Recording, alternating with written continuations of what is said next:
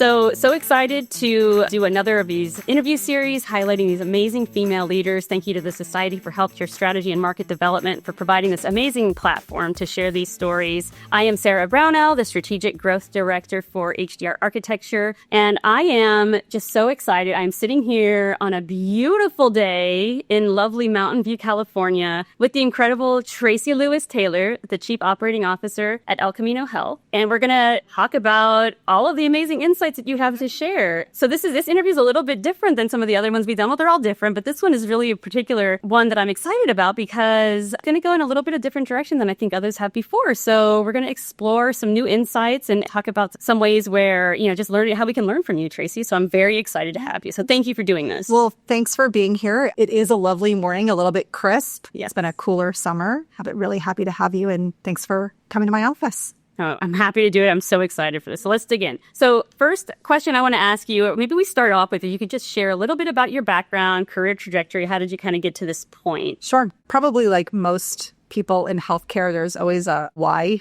And I should probably note that when I was 8, I had a serious medical event while I was in the operating room, and I obviously don't remember that medical event, but I think afterwards, as my parents have always sort of told me that story, really made an impact on me. And since that point, I've always known that I wanted to go into healthcare. I think like most kids, it didn't necessarily have a lot of role models in healthcare. My family wasn't in healthcare. And so I only knew of the opportunities of being a doctor or a nurse. And so I had sort of my heart set on, I was going to be a doctor. So I went to undergrad and took my freshman chemistry class, thinking this is my pathway to med school, failed miserably, like literally failed freshman chemistry.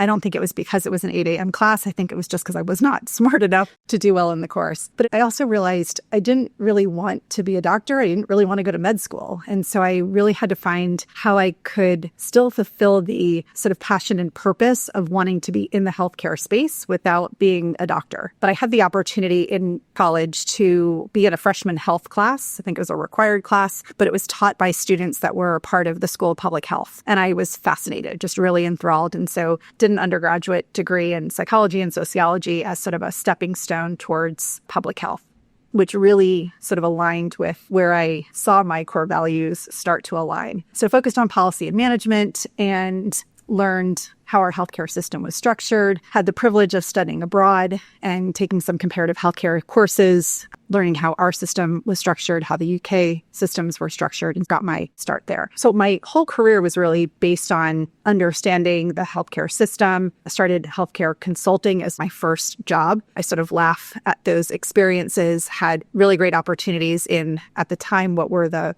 big accounting firms and the healthcare consulting divisions of those accounting firms. Great opportunities to learn and grow in those spaces. But I joked at the time, I didn't really want to be on the road forever. Everyone says you're young, you're single. Consulting's a great field. And I joked that I didn't want to be old and single.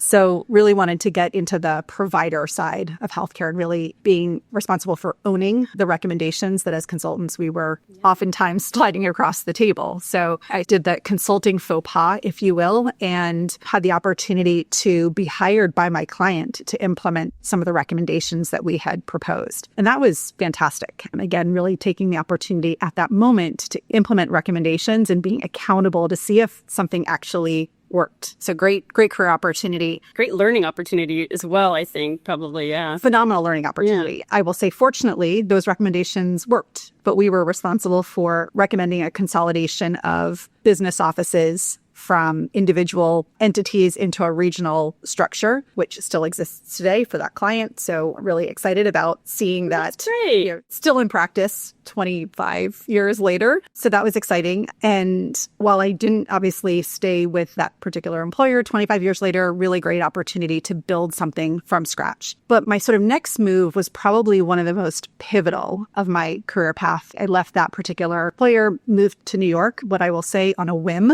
as all good New York City moves go, and really started a great career with successive growth opportunities, moving from what I would call an internal consulting role to taking on more roles that were larger in scope, leading business operations and the like. And I always joke the rest is history because my experiences in New York and at New York Presbyterian were really foundational and pivotal to where I am today. And I would certainly not be sitting where I am today without the professional opportunities and without the mentors at New York Presbyterian. Yeah. So that's amazing. Just hearing you share that story, a few things stick out to me. You're talking about at a young age, having the awareness of, okay, I failed this chemistry class. And it's definitely because it was 8 a.m. It's not because you're not smart. I'm just going to say it. But I don't think I could pronounce half of the words. Yeah. In the course. So but I think that having that awareness at a young age of, okay, maybe not this, but there is something else. And it takes not only awareness, but also, I mean, one of the things that we talked about was a real clarity on, and you mentioned it, the purpose that you found through that next phase of going and studying public health, studying abroad, how that purpose really fueled and helped you define your values. It's really clear that that's something that's a core part of who you are as a leader. Can you share how you were able to identify those values? I mean, even at such a young age, I think it's just amazing. But just in general, what was that like for you? And how did you come to crystallize that so well? I will be honest and say I don't know if I knew in that moment what those core values were. I really think that identifying those values was a skill that has developed over time with both professional maturity and personal maturity, a lot of reflection, a lot of good executive coaches that have helped me along that way. Some of those core values were honed, at least the professional values, I'll say, when I decided to leave a job probably 20 some odd years ago that I just didn't love. The job was fine. The organization was fine. Independently, all of those things were fine. They just didn't really align with what I really wanted to do. I didn't love the work. I didn't love the location. I didn't love the environment. And sort of when you think about all those things collectively, they didn't really feel congruent to who I was an individual. And I just didn't feel like I was really bringing, as they say, my best self to work. And so when I look back, I think about that experience and think that was probably the best decision or the best experience, I should say, because it taught me so much about what I didn't want. And I often talk about that experience to whether it's interns or folks starting out in their career, because I think we all have those experiences that we go through. And in the moment, it seems so big and so overwhelming and so much of a miss in our careers or our lives that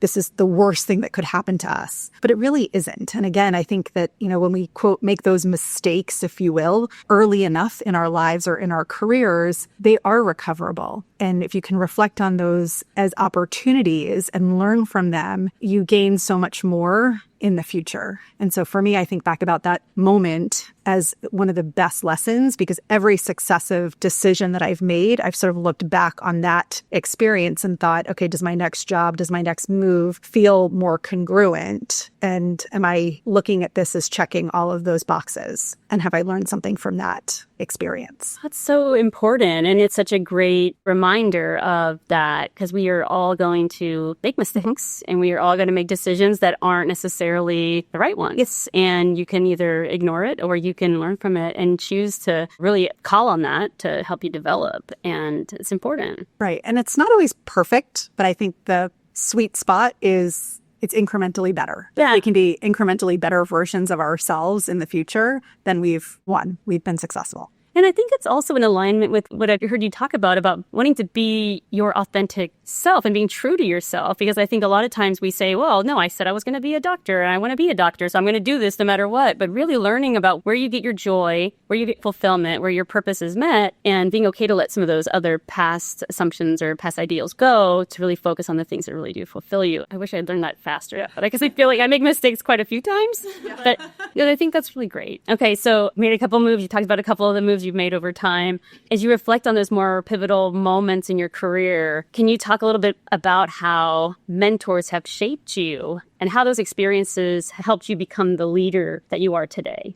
I think it's a great question. And I'm probably going to name a couple names of folks that have really been influential in my career and have really shaped my career trajectory or how I've thought about things in my career. So mentors, I think, are obviously incredibly important. We talk about that a lot. I think the mentors that I've had are certainly no different. They've acted really as catalysts for my career growth. I mentioned earlier the experiences I had both personally and professionally at Muir Presbyterian were invaluable to my career growth. And I certainly wouldn't be here today without those experiences. And in particular, I think that the mentors that I had there were so instrumental in helping to ask crucial questions that helped me to think about my career differently, or maybe to help me see what I was capable of being in a way that I hadn't necessarily self-reflected on. Again, I sound like I've really have my life figured out. But again, in those moments, I don't necessarily think that I was as attuned to maybe I am now looking back in the rearview mirror. And so naming names, Rick Evans, who's now their chief experience officer. At the time, he held a different title, but he was really just an instrumental mentor in helping to shape my career trajectory. In that moment, I was a director of finance and compliance supporting our ambulatory care and support services business operations. So I was responsible for business planning. I was responsible for budgets. And so supporting operations, I would often be the person to slide a document across the table and say, here's what you should do. And I would gleefully walk away and let somebody else take accountability for whatever business decision and whatever outcome came from that business decision. And so Rick said to me, well, there's this other position open that's leading operations. And I said, well, okay, that sounds interesting, but I have a job and I love my job, et cetera. And he asked me a really pivotal question. He said, well, do you want to support something or do you want to run something? I looked at him quizzically and I said, well, I run my team. I run my department. I had probably 6 or 7 team members that I was accountable for. And he said, yes, but your role is really to support something because, as I mentioned, my team slid the piece of paper across the table and said, this is what you should do. And we walked away letting somebody else take accountability. And he really pointed out that difference between supporting the operation versus running the operation, having the accountability for patient safety, for quality, for the patient experience, for finance, and for, all of the things. And I thought that was a really important question. And I reflected on that for probably a day or two before I had to make a decision. And I thought, well, I don't know if I'm going to be good at or like or enjoy or feel passion and purpose running an operation, running and being responsible for clinical operations. But if he sees something in me that I haven't necessarily seen in myself, maybe it's worth a shot. And that move from supporting an operation, from being the director of finance and compliance, supporting ambulatory and support services, to becoming the director of clinical services, overseeing and being accountable for clinical operations for infusion and endoscopy and cardiac cath, was the pivotal moment in my career. And I think set the trajectory for where I am today. And I very much owe that change and that transformation to the question that Rick Evans posed to me some 15 plus years ago.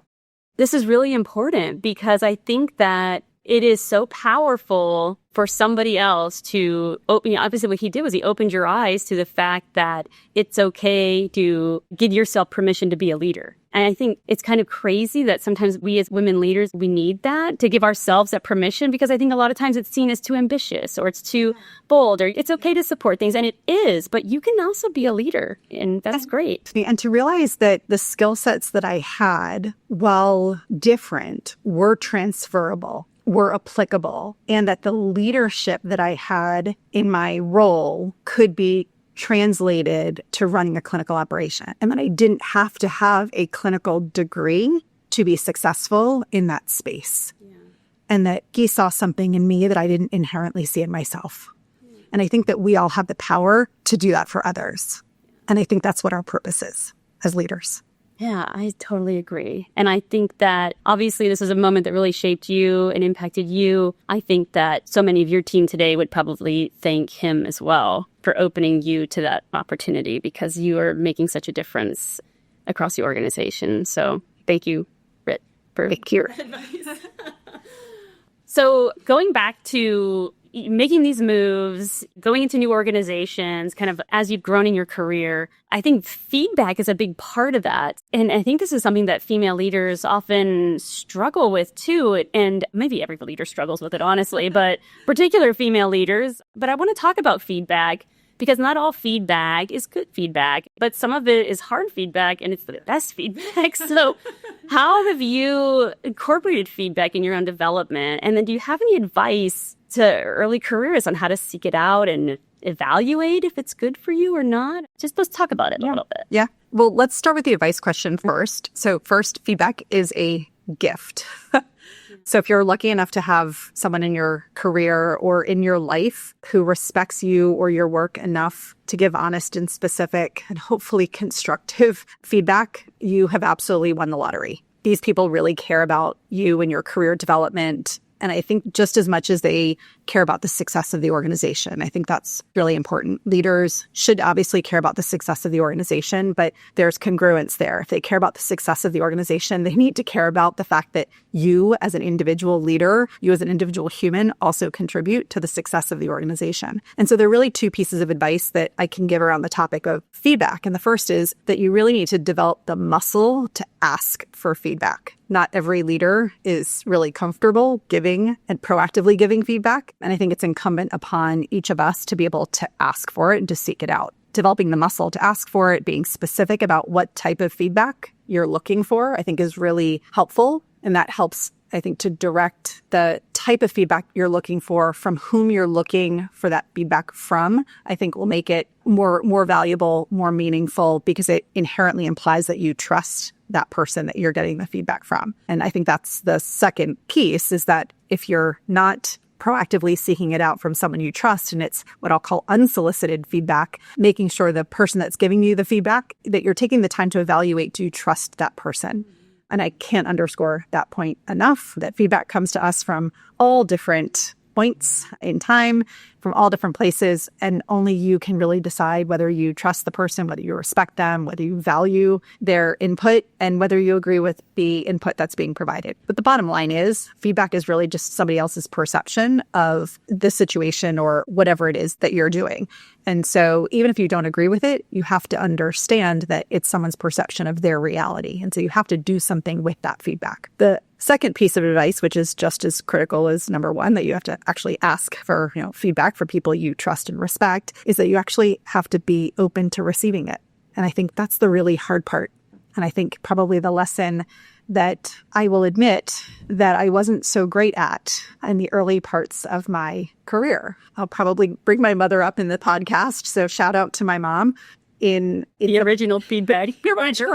Original feedback provider. But I think in an earlier conversation with my mom related to some feedback that I'd gotten in earlier days of my career, I came home from work and was telling her about some feedback. And she had said, well, that's great, but can't they tell you something that we didn't know since you were in kindergarten? And I sort of looked at her and I said, well, then why didn't you tell me this before?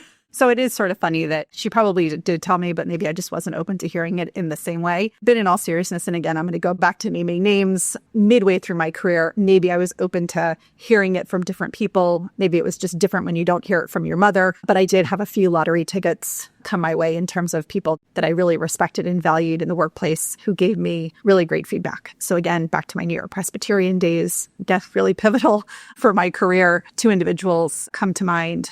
Rob Giamento and Jackie Maccaria both were just really consistent about giving feedback. And I respected and trusted each of them. So when it came time to deliver difficult messages, I was ready to receive it and valued not only what they shared, but understood that them sharing feedback with me not only signaled to me that they valued my place in the organization, but they valued me as a leader. And they recognized that by giving me this feedback, that it wasn't just about what I would contribute to the organization, but feedback that I could carry with me. This was 15 years ago. And I remember these conversations like they were yesterday. And again, I appreciate that they valued and cared for me enough to want to give me that really honest and direct feedback in a way that nobody else had up until the point.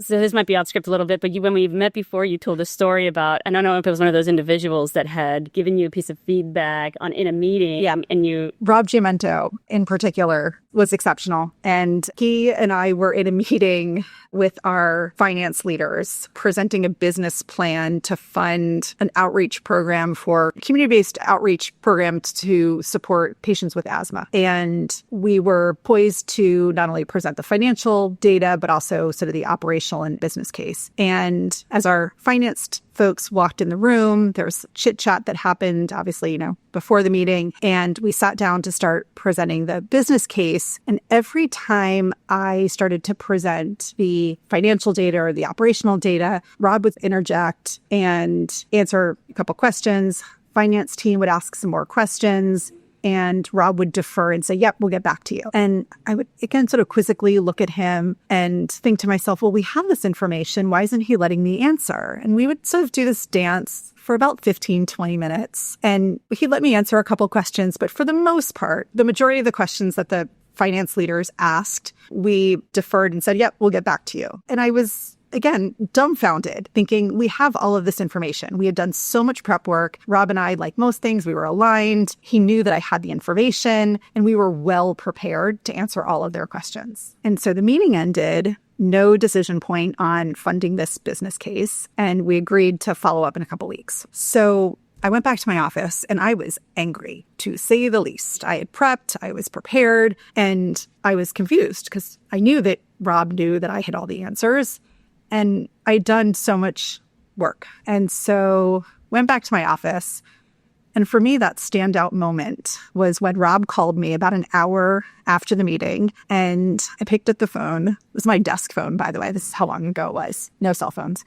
And he said, I know you're angry. Do you want to talk about it? And I said, yes. What happened? And he said, you didn't read the room. And I paused and he said, if you remember the first part of the conversation, the chit chat before the meeting really started, finance leaders talked about how they had just come from the finance committee of the board meeting. And they were lamenting all of the issues that had just come up during the board meeting. And they were in no position to give us a yes on this particular business plan. This particular business plan was not a patient safety issue. This discussion could wait. You need to learn to read the room. And I sat there and I absorbed everything he was telling me. And it was like a ton of bricks just hit me. It's probably not the right expression, but it wasn't about the specific feedback. I mean, it was. I learned a little bit about reading the room, but it was also just the fact that he had enough respect for me, one, to let me cool off because I was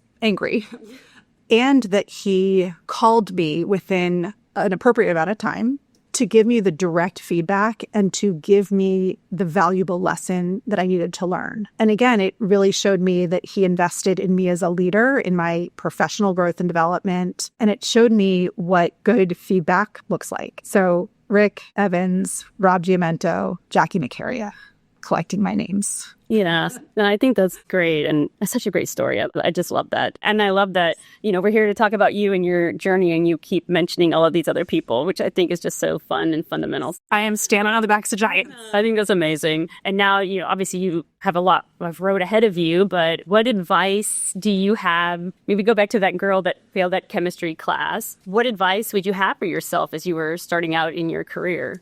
I don't know if I even have the best advice that I would give my younger self. I sort of like my hindsight being 20/20 vision a little bit, but maybe I would give myself maybe two pieces of advice. One, have better glasses in the moment to really think about the here and now more deliberately versus just thinking about the future. I would also give myself the advice to, I'm going to negate what I just said too, is start with the end in mind. And what I mean by that is everyone thinks about the title. I want to be this when I grow up, right? And they always think about a title, a role, a specific job. Their version of success is tied to something really specific. I would say that it's okay not to have that level of specificity when you're 10, when you're in college, or even when you're 20. And the reason I say that, instead I would change it and say, what do you want your retirement party to look like? What's the feeling? Picture the party, not necessarily the title. And to me, that really helped me to think about my core values, that it wasn't necessarily about my ladder, but really about the core values of what was going to be helpful and instrumental in getting me to who I wanted to be and how I want to get there. And for me, I think that was more important than the title on a cake. Yeah, I love that. And I recently read something kind of along those same lines about setting your 20-year strategic plan for yourself, but really not what role do you want to have, but what value do you want to bring? Like, what value do you want to bring to your career? Right. And I think the latter, the title, the job is how you then achieve those values, achieve that purpose. It's through that role that you are able to accomplish the purpose. Yeah. So what is next? I mean, you have so much that you have accomplished already to this point. Let's talk about what's next for you. What are you working on? Well, so my day-to-day job, yes, still focused on that, and some career aspirations built in there. Outside of my day-to-day job and the career aspirations, again, purpose-driven career aspirations, I am working on an executive coaching certificate. I start class next week. Oh. Very excited about that. And that'll help me to pursue my passion for developing people. And then doing things that are more outside of my wheelhouse, like being on a podcast. So check. Yeah. And we'll see what's next. That's awesome. I love it. How do you stay motivated, and what really kind of fuels you and motivates you to keep showing up as you do? I love that question. And actually, I'll give a shout out to one of my current team members. He brought his kids in, preteen kids, into work just last week. And his 10-year-old asked me what my favorite part of the job was. That was the first question he asked. I thought I was going to give a softball question like, what's your favorite color, or something easier, right? But no, he asked me favorite part of the job. And I sort of paused and did allow me the opportunity to talk about purpose, which felt really good and connected. And that is really what motivates me, is the strong sense of purpose that I have in the work and the ability to make a meaningful impact on others. And I say others really broadly because I think in healthcare, the reach is broad. And I am humbled by that responsibility that we have to take care of others. We collectively get to improve the lives of patients. We have the opportunity to support our staff, our caregivers, our team members, and we have the responsibility to advance the mission of the organization. And I take that responsibility really seriously every day. I often say that my role is to wake up and think about the 4,500 team members that work in the organization, our 1,300 plus physicians, and every single patient that is in our care today, plus every patient or every community member that may think about being in our care at some point in the future. And I love that mission, that responsibility. But I'm also energized by opportunities to enhance quality, enhance patient care. So not just thinking about what we're doing today, but thinking about what that might look like in the future. And that caring isn't just about clinical excellence, but it's being responsive to every single individual's needs in that moment. And I think about our duty to care from a clinical perspective, because that's what our patients expect. But I think it goes well beyond that. And I think we all have our personal reasons for why we do this work. But I think about my family members who have been in the hospital. And I think the work that we do is incredibly purposeful when we think about beyond the clinical care, that somebody has to actually care, that they have to care if a patient eats dinner. They have to care that the patient is left-handed and know to put this fork or the spoon in the patient's left hand so that they remember to eat. It's that type of care. And I'm really passionate about making sure that we have all of the systems and structures in place so that we can do all of that important work, from really advanced, complex clinical care to very basic care at the bedside, heart care at the bedside. Oh, it's amazing. Yeah, thank you for that. And thank you for everything that you do. I mean, it's such important work. I mean, I know this organization is just so much better for having you here, at the Homeless. It's just amazing. So, Tracy, I really appreciate it. And thank you so much for sharing. Thank you for having me today. It's been fun. A lot of fun. Thank you so much. Awesome.